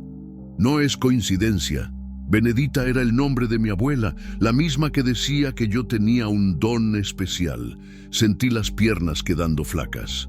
Aquello estaba yendo más allá de cualquier explicación racional. Marina, tu abuela murió hace ¿cuánto tiempo? 10 años. Pero ella paró, como si una memoria estuviera volviendo. Ella siempre hablaba de una hermana que había venido para el norte cuando era joven. Una hermana que ella perdió contacto. Decía que ella era igual a mí, que también tenía el don. ¿Tú crees que esa doña Benedita era tu tía abuela? Tengo certeza. Y los sapos me trajeron aquí para descubrir eso. Continuamos explorando el edificio. En el último cuarto del corredor encontramos una oficina que parecía haber sido de la administración. Había una mesa antigua, algunas sillas y estantes llenos de pastas y documentos. Marina fue directo a una de las gavetas de la mesa. Estaba trancada, pero ella pasó la mano por encima de la cerradura y, inexplicablemente, la gaveta se abrió con un clic suave. ¿Cómo hiciste eso? No sé. Fue instinto. Dentro de la gaveta había un diario encuadernado en cuero marrón. Marina lo pegó con las manos temblando. En la capa estaba escrito: «Para Marina, mi sobrina nieta querida, cuando los guardianes la traigan hasta aquí». «Dios mío», ella susurró. Ella sabía que yo iba a venir aquí. Marina abrió el diario en la primera página. La letra era delicada, de alguien más anciano, pero firme. «Mi querida Marina, si tú estás leyendo esto, significa que los guardianes cumplieron su misión y la trajeron hasta este lugar. Mi hermana Benedita me contó sobre ti en sus cartas, sobre el don que heredaste de nuestra familia, sobre la capacidad de comunicarse con los espíritus de la naturaleza». Marina paró de leer, las lágrimas escurriendo por el rostro. «Continúa», pedí. «Yo también tengo ese don. Fue por eso que conseguí mantener este refugio funcionando por tantos años. Los guardianes me ayudaban a identificar mujeres que realmente necesitaban de protección. Ellos sabían cuáles hombres eran peligrosos, cuáles situaciones eran reales o falsas. Nunca erraron. Los guardianes», murmuré. «Ella está hablando de los sapos», Marina continuó leyendo. «Pero estoy quedando vieja y mi tiempo está acabando. El don necesita pasar para la próxima generación. Para ti, Marina, los guardianes la trajeron hasta aquí porque es tu misión ahora. Reabrir este refugio, usar tu don para ayudar mujeres como tú fuiste ayudada hoy». Ella paró de leer y miró para mí. Ella murió sabiendo que yo iba a pasar por todo eso, sabiendo que yo iba a conocerte, que los sapos iban a protegerme, que yo iba a llegar hasta aquí. ¿Cómo eso es posible? El don, don Toño, no es solo comunicación con animales, es también una conexión con el tiempo, con el destino. Mi tía abuela vio mi futuro y preparó todo para cuando yo llegara aquí». Marina hojeó el diario y encontró una página con instrucciones detalladas. Cómo reabrir el refugio, contactos de abogados que iban a ayudar con la documentación, cuentas bancarias con dinero suficiente para comenzar el trabajo. Ella dejó todo listo. Marina dijo sin creer, como si supiera exactamente cuándo y cómo eso iba a suceder. ¿Y tú vas a hacer eso? ¿Vas a quedarte en Mazatlán y reabrir el refugio? Marina quedó en silencio por algunos minutos, mirando alrededor de la oficina, después para las ventanas donde podía ver los sapos aún concentrados en la calle. «Voy. Es para eso que yo nací. No fue coincidencia yo haber pasado por lo que pasé con Rafael. Fue preparación. Ahora yo sé cómo es el dolor, la humillación, el miedo. Voy a poder ayudar a otras mujeres de verdad, porque ya estuve donde ellas están. Y los sapos, ellos van a ayudarme, como ayudaron a mi tía abuela. Van a avisarme cuando alguien está mintiendo, cuando alguien es peligroso, cuando una mujer realmente necesita de protección». Sentí una mezcla de orgullo y tristeza. Orgullo por ver a Marina descubriendo su propósito, su fuerza. Tristeza porque sabía que nuestra jornada juntos estaba llegando al fin. «Don Toño», ella dijo, como si leyera mis pensamientos, «usted puede irse si quiere. Ya hizo más por mí de lo que yo podría pedir, pero... ¿Pero qué? Tiene una cosa escrita aquí en el final del diario que creo que usted necesita oír». Ella viró para la última página y comenzó a leer. «El hombre que traiga a Marina hasta aquí no llegó hasta ella por acaso. Él también está perdido, también necesita de cura. Su misión es ayudar a Marina a comenzar este trabajo y en el proceso encontrar el sentido que perdió cuando su esposa murió. Él no sabe, pero también tiene un don, el don de reconocer almas heridas, y tener coraje de ayudar. Marina, ofrécele a él la oportunidad de quedarse y descubrir quién él realmente es. Quedé sin palabras.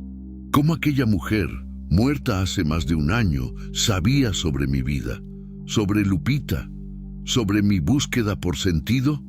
Marina, eso no hace sentido. Hace sí. Usted me salvó hoy, pero en el fondo, usted sabía que yo también iba a salvarte.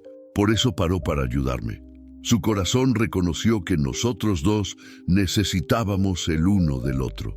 Miré a Marina. Ella no era más la mujer asustada y perdida que yo había encontrado en el arroyo algunas horas atrás. Era una mujer fuerte, determinada, que había descubierto su propósito, y de alguna forma misteriosa, ella estaba cierta.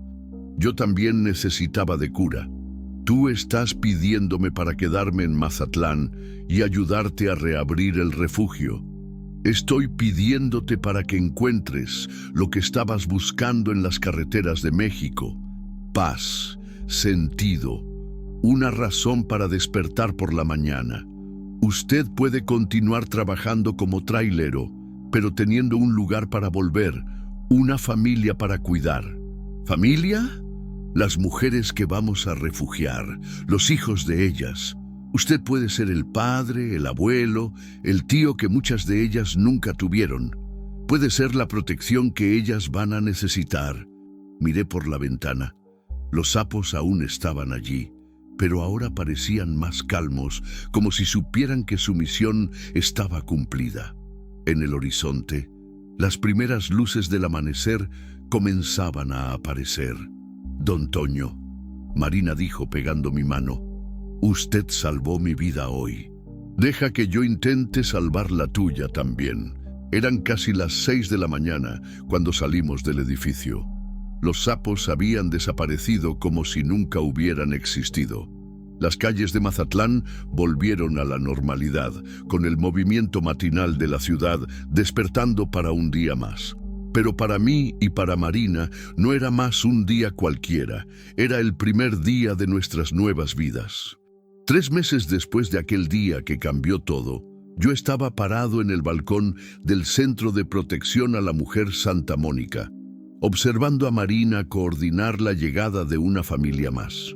Era una mujer joven, de unos 20 y tantos años, con 2 hijos pequeños. Ella tenía la misma mirada de terror que Marina tenía cuando la encontré en aquel arroyo. Pero también había algo más, una centella de esperanza.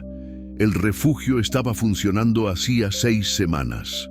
Conseguimos reabrir con la ayuda de los contactos que la tía abuela de Marina había dejado en el diario. Los abogados cuidaron de la parte burocrática. El dinero que ella había guardado cubrió las reformas iniciales, y en poco tiempo teníamos un lugar digno para recibir mujeres en situación de vulnerabilidad. Yo había vendido mi camión y usado el dinero para comprar un vehículo menor, más adecuado para la ciudad. Continuaba haciendo algunos fletes regionales, pero ahora siempre volvía para casa al final del día. Casa. Hacía años que esa palabra no tenía significado real para mí. Don Toño, llamó Carla, una de las primeras mujeres que llegaron al refugio. ¿Puede venir aquí un minutito? Carla tenía 35 años y había huido del marido en Culiacán después de apalear tanto que quedó con el brazo quebrado. Llegó al refugio con el hijo de 8 años, Gabriel, que al principio mal hablaba de tan traumatizado. Hoy él corría por el patio jugando con los otros niños. ¿Qué fue, Carla? Es sobre Julia, ella dijo, apuntando para la mujer que había acabado de llegar. Los hijos de ella están con mucho miedo, no quieren ni salir de cerca de la madre. Miré para los niños. Un niño de unos 6 años y una niña de 4. Estaban agarrados en las piernas de la madre, mirando alrededor con desconfianza. Ya había visto esa escena varias veces en los últimos meses. Déjame a mí, hablé. Me aproximé despacio de la familia. La mujer, Julia, me miró con recelo. No la culpaba. Después de lo que ella había pasado, cualquier hombre representaba una amenaza en potencial. Hola, Julia. Mi nombre es Antonio, pero todo el mundo aquí me llama de Don Toño. Bienvenida a nuestro refugio. Ella asintió con la cabeza, pero no habló nada. ¿Y ustedes dos? Hablé, agachándome para quedar a la altura de los niños. ¿Cómo se llaman? El niño me encaró por algunos segundos antes de responder. Yo soy Mateo, y esta es mi hermana, Lara. Placer en conocerlos. Mateo, Lara, ¿ustedes están con hambre? La niña asintió tímidamente. Qué bueno, porque la tía Concepción hizo un pastel de chocolate hoy que está una delicia. ¿Ustedes quieren probar? Concepción era nuestra cocinera, una señora de 60 años que tenía un aire maternal con todos los niños. Ella también tenía su historia de violencia doméstica, pero había superado y ahora usaba su experiencia para ayudar a otras mujeres. «Pueden ir, hijos», Julia dijo bajito. «El señor parece ser gente buena». Llevé a los niños para la cocina, donde Concepción ya estaba preparando meriendas para ellos. Era impresionante cómo ella conseguía calmar a los niños más traumatizados en cuestión de minutos. Tenía un don natural para eso. Volví para el balcón, donde Marina estaba conversando con Julia. Ellas estaban sentadas en un banco que yo mismo había hecho, a la sombra de un mango que quedaba en el centro del patio. Siempre que veía a Marina en aquel ambiente, sentía una emoción extraña. Era orgullo, gratitud y algo más que yo aún no sabía definir. ¿Cómo está ella?, pregunté bajito para Marina. Afectada pero fuerte. El marido quebró 3 costillas de ella en la última agresión. Ella consiguió huir con los hijos mientras él dormía. ¿Y la familia? La madre de ella vive en Guadalajara. Ya entré en contacto. Ella puede recibir a Julia y a los niños allá, lejos del agresor. Era así que funcionaba. Marina había desarrollado una red de contactos por todo México. Familiares que podían ayudar, otras organizaciones que ofrecían apoyo, personas que habían pasado por situaciones similares y ahora estaban dispuestas a ayudar. Era como una grande familia extendida de mujeres que se protegían mutuamente. ¿Y los sapos?, pregunté. Era una pregunta que yo hacía siempre que llegaba una familia nueva. Marina sonrió. Aparecieron 3 en la puerta del frente hoy por la mañana. Quedaron allá hasta que ella llegó. Desde que reabrimos el refugio, los sapos se habían tornado nuestros consultores informales. Siempre que una mujer genuinamente en peligro se aproximaba del refugio, algunos de ellos aparecían en la puerta. Cuando llegaban personas con malas intenciones, maridos buscando esposas, hombres intentando hacerse pasar por víctimas estafadores, los sapos simplemente no aparecían. Era nuestro sistema de alarma natural. Nunca me voy a acostumbrar con eso, hablé. Yo tampoco, pero funciona, nunca han errado. Caminamos hasta la oficina, donde Marina mantenía los registros de todas las mujeres y niños que pasaban por el refugio. En 3 meses ya habíamos ayudado a 22 familias. Algunas quedaban solo algunos días, mientras organizaban el cambio para otro estado. Otras quedaban semanas, recuperándose física y emocionalmente antes de recomenzar la vida. «Don Toño», Marina dijo, revolviendo los papeles de la mesa, «necesito contarte una cosa. ¿Puedes hablar?» Rafael apareció ayer. Sentí la sangre helarse. En los últimos 3 meses no habíamos tenido noticias de él. Creía que había desistido de perseguir a Marina. ¿Dónde? En la casa de mi tía. Preguntó si yo estaba viviendo allá. Mi tía dijo que yo había viajado para fuera del estado y que no sabía cuándo yo volvería. ¿Él creyó? Por mientras, creo que sí. Pero mi tía quedó asustada. Dijo que él estaba diferente, más flaco, con cara de quien no dormía hacía días, y oliendo a bebida mismo siendo mediodía. Marina, nosotros necesitamos pensar en una protección mejor para ti. Ya pensé, y creo que sé qué hacer. Ella abrió una gaveta de la mesa y sacó algunos papeles.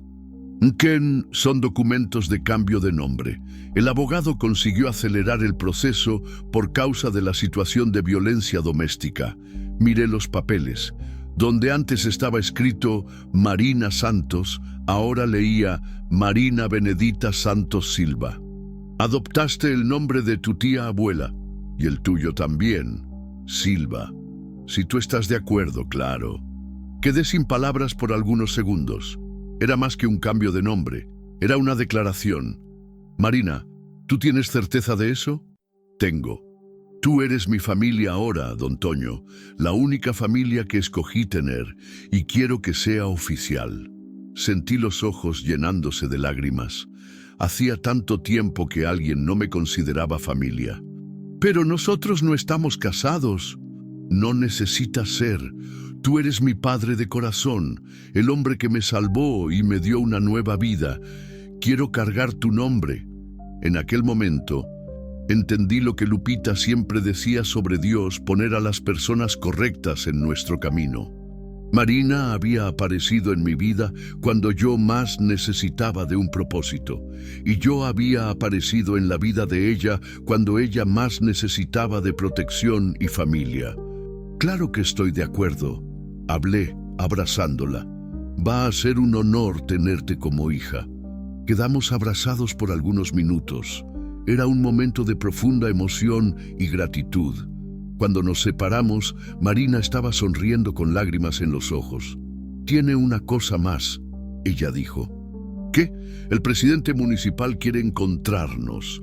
Parece que nuestra iniciativa llamó la atención de las autoridades. Ellos quieren transformar nuestro trabajo en política pública municipal. ¿Eso es bueno o malo? Creo que es bueno. Más recursos, más apoyo oficial. Podríamos expandir, ayudar a más mujeres. ¿Y los sapos? Pregunté sonriendo. ¿Cómo vamos a explicar nuestro sistema de seguridad? Marina rió. Vamos a decir que tenemos un método muy eficaz de selección. No necesitamos entrar en detalles. Pasamos el resto de la tarde organizando los documentos para la reunión con el presidente municipal. Era impresionante cómo Marina se había transformado en una administradora competente en tan poco tiempo. Ella lidiaba con presupuestos, coordinaba voluntarios, mantenía contacto con otros refugios, todo con una eficiencia que me sorprendía. Al final del día, cuando las mujeres y niños estaban cenando en la sala común, salí para el balcón para respirar un poco. El sol estaba poniéndose, pintando el cielo de naranja y rojo. Era un momento de paz que yo había aprendido a valorar.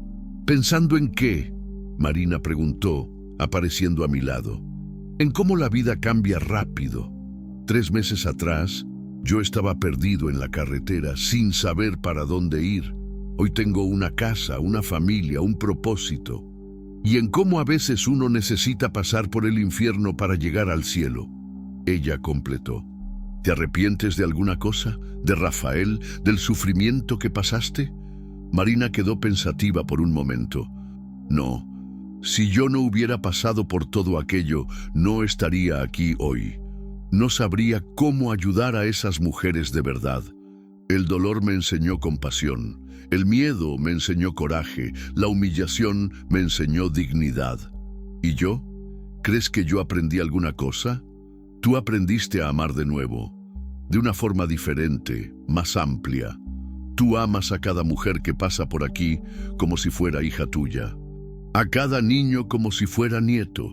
Tú descubriste que el amor no acaba cuando perdemos a alguien. Él se transforma y crece. Miré a Marina. A los 25 años, ella hablaba con la sabiduría de alguien que había vivido mucho más. El sufrimiento la había madurado, pero no la había endurecido. Por el contrario, la había tornado más sensible, más empática. Marina, ¿puedo preguntarte una cosa personal? Claro. ¿Tú aún crees en Dios, después de todo que pasaste? Ella sonrió. Más que nunca. Pero ahora yo entiendo mejor cómo Él trabaja. No es siempre con milagros espectaculares. A veces es poniendo a una persona buena en nuestro camino en la hora correcta. A veces es dando fuerza para uno salir de una situación mala. A veces es transformando nuestro dolor en sabiduría para ayudar a otros. Y los sapos, cómo ellos encajan en tu fe. Creo que son ángeles, no del modo que uno imagina, con alas y auréolas, pero mensajeros mismo así, creados para proteger a quien necesita ser protegido. En aquella noche, después que todos fueron a dormir, quedé despierto hasta tarde pensando en la conversación que tuve con Marina. Por primera vez en años, sentía que mi vida tenía sentido nuevamente. No era el mismo sentido de antes, cuando era casado con Lupita. Era diferente, más amplio, más colectivo. Miré por la ventana de mi cuarto en el refugio. Allá estaba él, un sapo solitario, parado en el alféizar, con aquellos ojos rojos brillando en la oscuridad. Estaba mirando directamente para mí. «Gracias», susurré. El sapo parpadeó una vez y desapareció en la noche. En el día siguiente, desperté temprano y fui a preparar el desayuno para todo el mundo. Era una rutina que había aprendido a amar. El barullo de los niños jugando, las mujeres conversando bajito, planeando sus futuros. Era música para mis oídos. Marina bajó las escaleras ya arreglada para la reunión con el presidente municipal. Estaba usando un vestido azul marino simple pero elegante. Parecía una ejecutiva confiada, muy diferente de la mujer asustada que yo había encontrado en el arroyo. ¿Listo para nuestra gran reunión?, ella preguntó. Listo, pero ¿tú qué vas a hablar? Yo soy solo el chofer. Tú eres mucho más que eso, y ellos necesitan saber.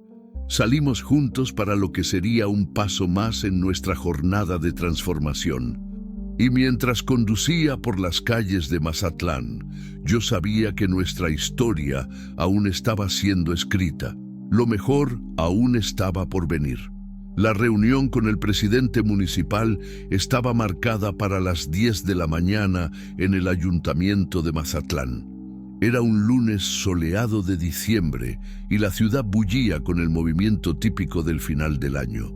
Marina estaba nerviosa en el asiento del pasajero, revisando mentalmente los números y estadísticas que preparamos sobre el trabajo del refugio. «Relájate», hablé, estacionando enfrente del edificio del ayuntamiento. «Tú ya hiciste eso 1000 veces con los periodistas y visitantes». «Pero esta reunión es diferente, don Toño. Si conseguimos el apoyo oficial, podemos expandir el trabajo para toda la región. ¿Cuántas mujeres más podremos ayudar?». Había una emoción genuina en su voz. En 3 meses, Marina se había tornado una verdadera activista, hablando con pasión y conocimiento sobre violencia doméstica y políticas públicas de protección a la mujer. Bajamos del coche y caminamos en dirección a la entrada del edificio. Fue cuando vi un movimiento extraño del otro lado de la calle. Un hombre estaba apoyado en un poste, medio escondido atrás de un árbol, observándonos. Mismo a la distancia, reconocí inmediatamente el perfil. Rafael. «Marina», llamé bajito. «No mires para atrás ahora, pero él está aquí». Sentí ella enrijecer a mi lado, pero ella mantuvo la compostura. «¿Dónde?». «Del otro lado de la calle, atrás del árbol. Él debe haber seguido a nosotros desde el refugio. Vamos a entrar. Allá adentro estaremos seguros». Pero cuando llegamos en la puerta del ayuntamiento, un guardia nos barrió. «Disculpen, el edificio está cerrado para mantenimiento emergencial en el sistema eléctrico.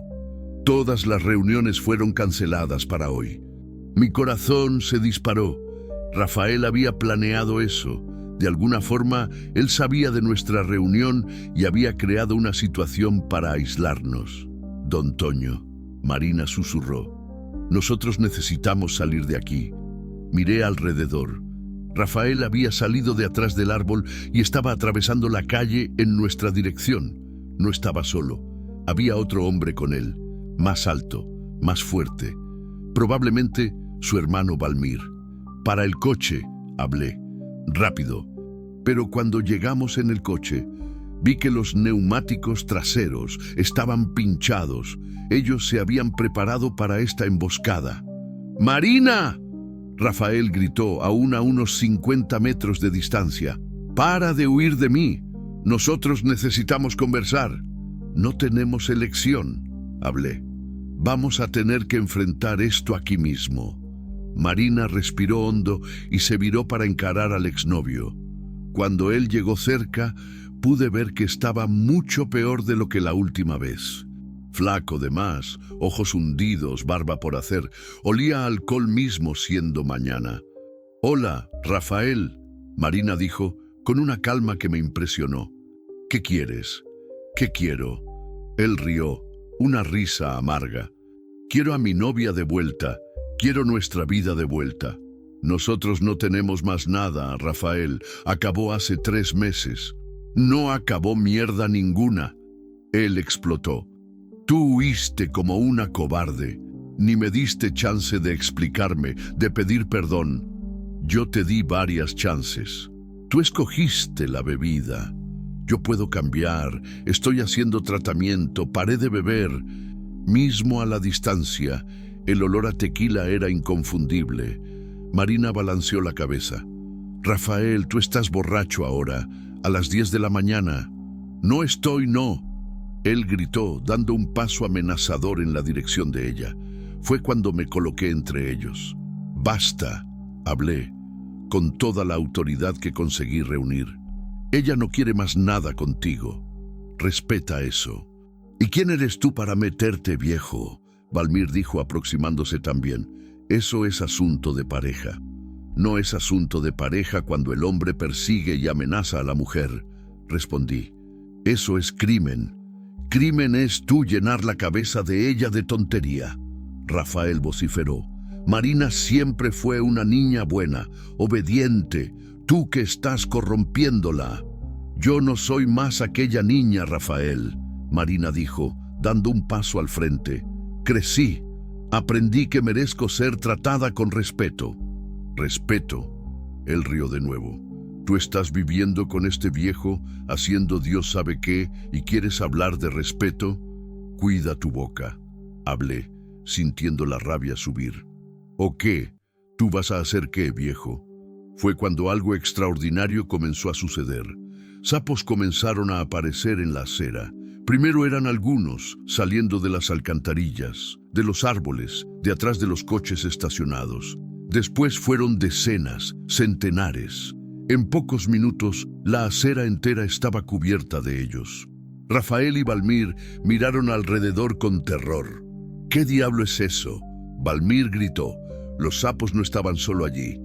Ellos se movían con propósito, cercando a Rafael y Valmir, pero manteniendo distancia de mí y Marina. Era como si supieran exactamente quiénes eran los amenazadores y quiénes eran los protegidos. «Ellos vinieron a defenderme», Marina dijo con una serenidad impresionante. «Como siempre hacen». «¡Tú estás loca!», Rafael gritó. «Un sapo no hace eso». Pero los sapos comenzaron a subir por las piernas de él y de su hermano. Era la misma escena que vimos meses atrás en la carretera, solo que ahora en pleno centro de Mazatlán, enfrente del ayuntamiento. «¡Quiten estos bichos de mí!», Rafael berreó intentando chutar los sapos. «Marina, manda a ellos parar». «Yo no mando en ellos», Marina respondió. «Ellos actúan por cuenta propia, protegen a quien necesita ser protegido». Los sapos comenzaron a liberar aquella espuma blanquecina que conocíamos bien.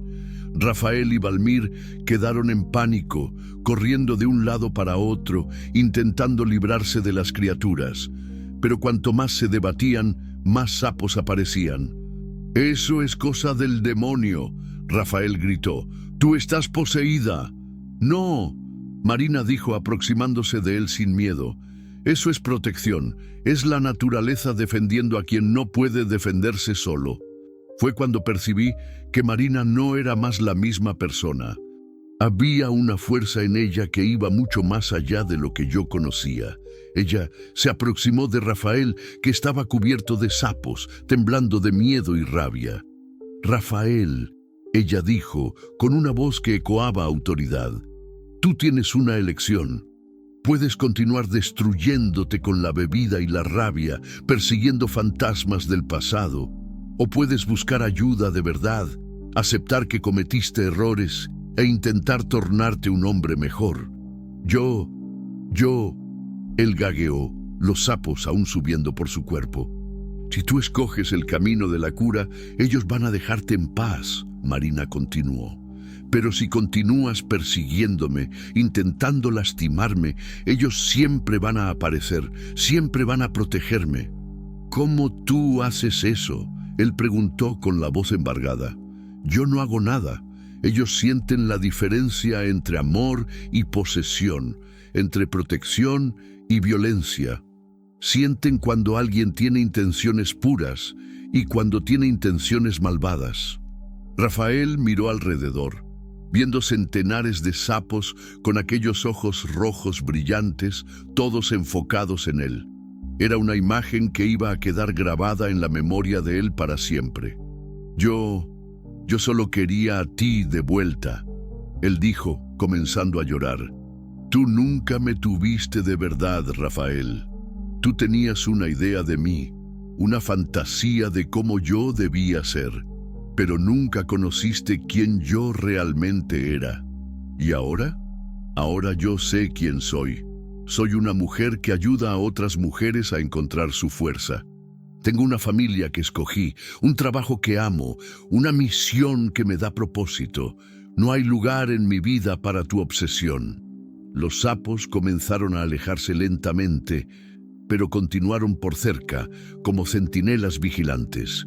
Si tú me buscas de nuevo, Marina dijo mirando directamente en los ojos de él, si intentas lastimarme o amenazarme, ellos van a volver, y de la próxima vez no van a ser tan gentiles. Rafael y Valmir quedaron parados, aún en choque, mientras los sapos se dispersaban. Cuando la acera finalmente quedó libre, ellos corrieron para el coche de ellos y salieron disparados. Marina se viró para mí y vi lágrimas en los ojos de ella, pero no eran lágrimas de miedo o tristeza, eran lágrimas de alivio. Acabó, ella dijo. Finalmente acabó. ¿Cómo sabías que ellos iban a irse?, pregunté. Porque sentí que la obsesión de él se quebró. El miedo fue mayor que la posesión. Él va a beber aún más por un tiempo. Va a intentar olvidar lo que vio aquí. Pero no va más a perseguirme. En aquel momento llegó un coche del ayuntamiento. El secretario de Asistencia Social bajó, pidiendo disculpas por el problema eléctrico. Fue resuelto más rápido que esperábamos, él dijo. Podemos hacer nuestra reunión ahora, si ustedes aún tienen tiempo. Miré a Marina. Ella estaba transfigurada. La mujer que había enfrentado a Rafael no era más la niña asustada del arroyo. Era alguien que había descubierto un poder que venía de adentro, una fuerza que no dependía de nada externo. Tenemos sí, ella respondió. Tenemos mucho de qué conversar. La reunión en el ayuntamiento duró 3 horas. Marina presentó nuestro trabajo con una pasión y competencia que impresionó a todos los presentes. Al final, conseguimos no solo el apoyo oficial, sino también un compromiso de expandir el programa para otros municipios de la región. Ustedes son inspiradores, dijo el presidente municipal. Nunca vi una iniciativa tan bien estructurada surgir de forma tan orgánica. Es porque vino del corazón, Marina respondió. Y cuando una cosa viene del corazón, ella crece naturalmente. Salimos del ayuntamiento al final de la tarde, exhaustos pero realizados. El coche ya había sido arreglado. El guardia explicó que alguien había llamado una vulcanizadora para resolver el problema de los neumáticos. ¿Cómo te sientes?, pregunté mientras conducía de vuelta para el refugio. Libre, ella respondió sin vacilar. Por primera vez en la vida, completamente libre. ¿Y con miedo? ¿De qué? Del futuro, de lo que viene por delante. Marina sonrió. ¿Con miedo? No. Con expectativa, sí. Nosotros tenemos tanto trabajo por delante. Tantas mujeres para ayudar. Vamos a expandir para otros estados, crear una red nacional. ¿Imaginas cuántas vidas podremos tocar? Miré por el retrovisor. La ciudad de Mazatlán se extendía atrás de nosotros, pero no había ningún sapo a la vista. Era como si supieran que su misión de protección estaba cumplida. Don Toño, Marina dijo. Gracias. ¿Por qué? Por haberme enseñado que familia no es solo sangre, es elección, es cuidado, es estar presente cuando la persona necesita. Gracias a ti, respondí, por haberme enseñado que la vida puede recomenzar cuantas veces sea necesario. Cuando llegamos al refugio, las mujeres y niños corrieron para recibirnos. Querían saber cómo había sido la reunión, si conseguimos el apoyo prometido. Marina contó todo con entusiasmo, pero no mencionó el encuentro con Rafael. En aquella noche, después que todos fueron a dormir, salí para el balcón para respirar el aire fresco. Marina vino a juntarse a mí algunos minutos después. ¿Sabes qué descubrí hoy? Ella dijo. ¿Qué? Que coraje no es no tener miedo. Coraje es hacer lo que necesita ser hecho mismo teniendo miedo. Y tú tuviste coraje. Nosotros dos tuvimos. Tú cuando paraste para ayudarme en aquel arroyo, mismo sin conocerme. Yo cuando escogí confiar en ti, mismo teniendo miedo de hombres. Quedamos en silencio por algunos minutos, oyendo los sonidos de la noche, sapos croando a la distancia, sapos normales esta vez, grillos cantando, el viento balanceando las hojas del mango. Don Toño, ¿tú aún sientes nostalgia de Lupita? La pregunta me tomó desprevenido, pero no me incomodó. Siento, siempre voy a sentir, pero no es más aquella nostalgia que dolía, que me impedía de vivir. Ahora es una nostalgia grata, de quien fue feliz y sabe que puede ser feliz de nuevo, de modos diferentes. Creo que ella quedaría orgullosa de lo que tú te tornaste, y tu abuela quedaría orgullosa de lo que tú te tornaste también. Marina apoyó la cabeza en mi hombro y quedamos allí, padre e hija de corazón, mirando para las estrellas y planeando mentalmente todo lo que aún teníamos por delante. No sabíamos que en el día siguiente recibiríamos la llamada que cambiaría todo de nuevo. Una llamada que nos llevaría a una jornada aún mayor, una misión que involucraría no solo a Sinaloa, sino a todo México. Pero esa es una historia para otro día. Por mientras, bastaba saber que habíamos encontrado nuestro lugar en el mundo. Y que a veces los ángeles vienen disfrazados de sapos con ojos rojos. Hoy, 5 años después de aquel día que cambió todo, estoy sentado en el mismo balcón donde Marina y yo planeamos nuestra primera expansión. El Centro de Protección a la Mujer Santa Mónica ahora es una red nacional con 43 unidades esparcidas por México. Ayudamos a más de 3,000 mujeres a reconstruir sus vidas, y cada historia es un milagro de coraje y renacimiento. Marina, que ahora tiene 30 años, se tornó una de las principales activistas del país en la lucha contra la violencia doméstica. Habla en congresos, orienta políticas públicas, inspira mujeres de norte a sur.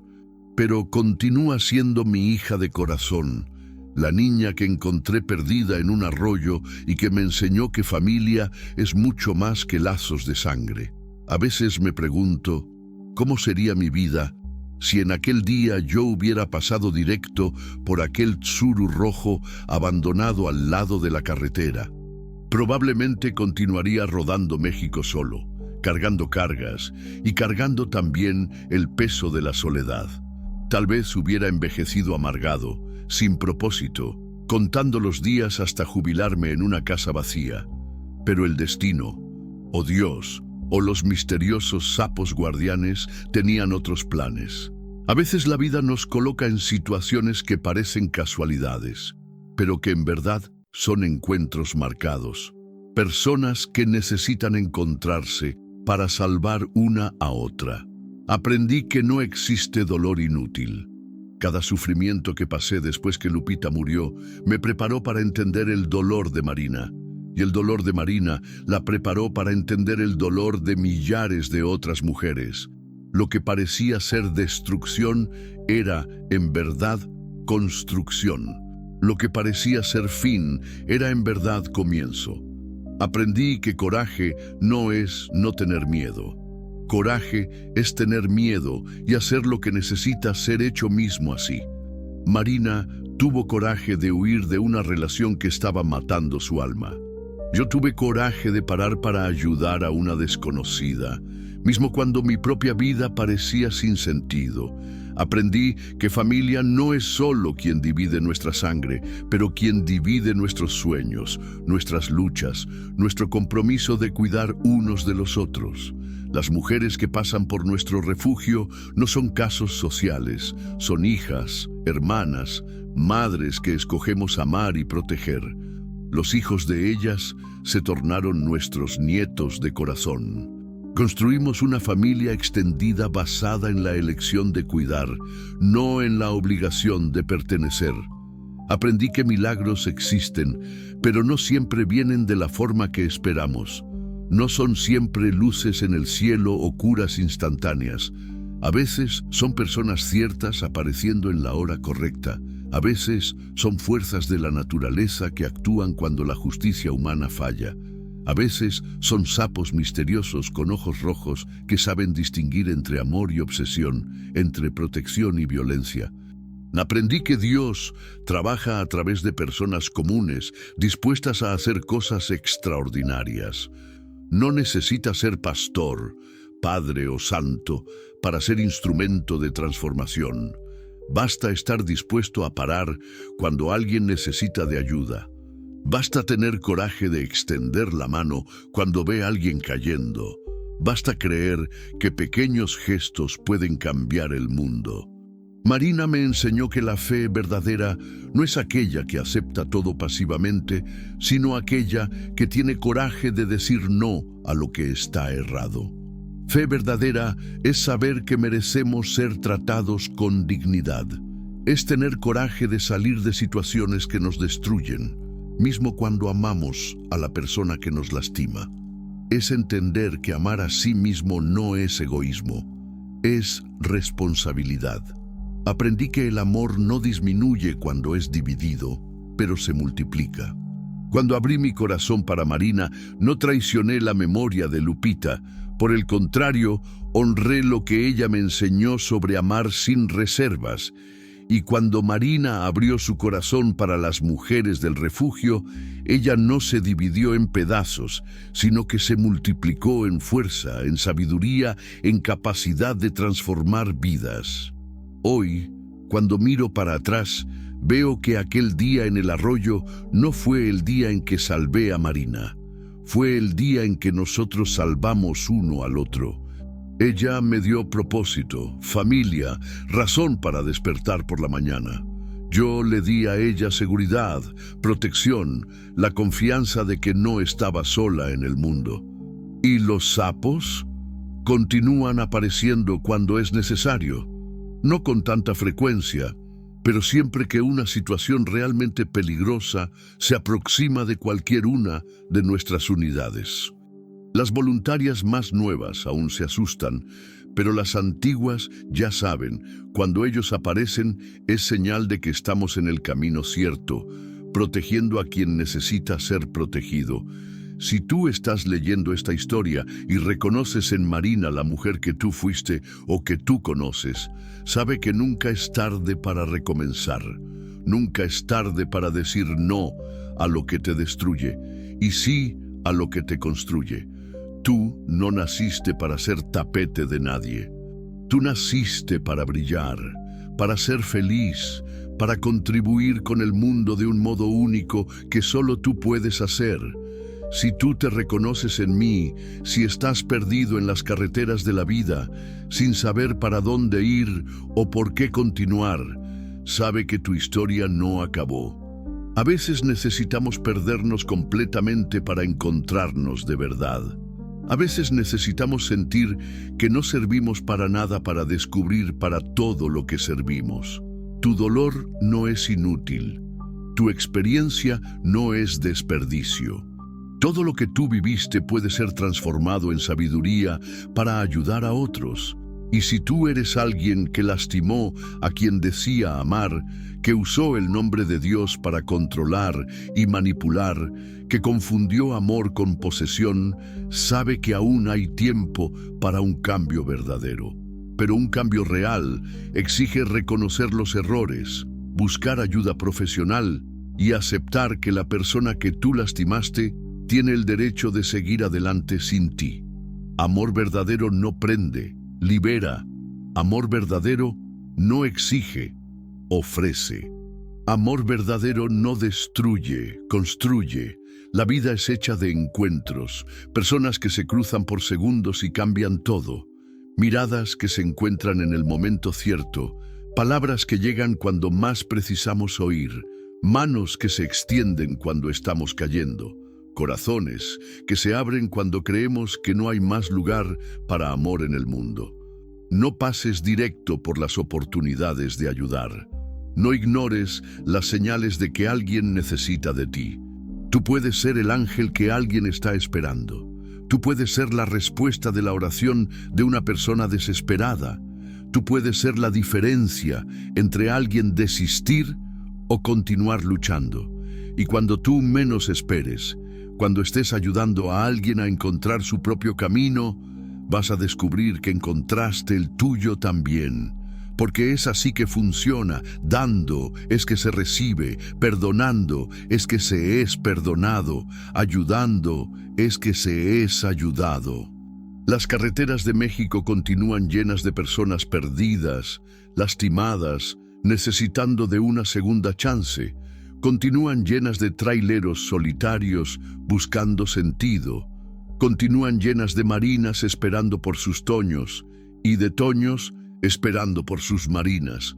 Si un día tuvieres sapos con ojos rojos en tu camino, no te asustes.